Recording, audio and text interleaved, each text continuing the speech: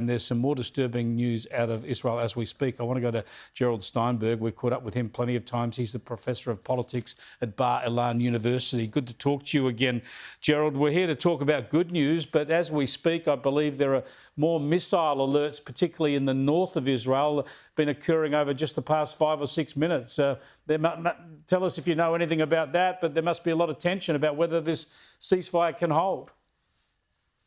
Chris, I'm in Jerusalem, and I'm looking at exactly the same image that you are, the same reports from the IDF. There are at least one and maybe two confirmed missile strikes at the north of Israel. There might be a couple of people in Iran who decided on their own, members of the Republican Guard or the Iranian military who decided to launch this. Their communication system is definitely not intact. So we're going to probably wait and see what happens. I don't think those two missiles did any damage. But if this continues, of course, then the ceasefire is off and we're back to war. I think President Trump was very clear that if Iran violates the ceasefire, the U.S. is going to get involved if necessary. So I think we have to wait and see. I think the general view, the general mood in Israel now is, okay, we won this war. This is a big victory. Iran is devastated. The regime may not survive. So we're going to give it a chance to see if we can get a few days without having to go into shelters.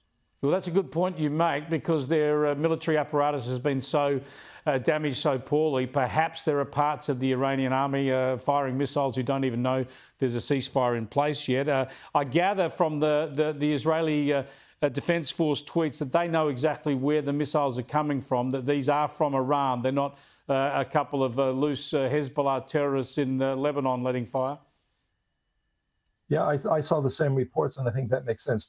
I think the Israeli military is still very much keeping an eye on everything that happens out of Iran, as they also out of Lebanon, and watching Hezbollah very carefully, ready to strike if necessary.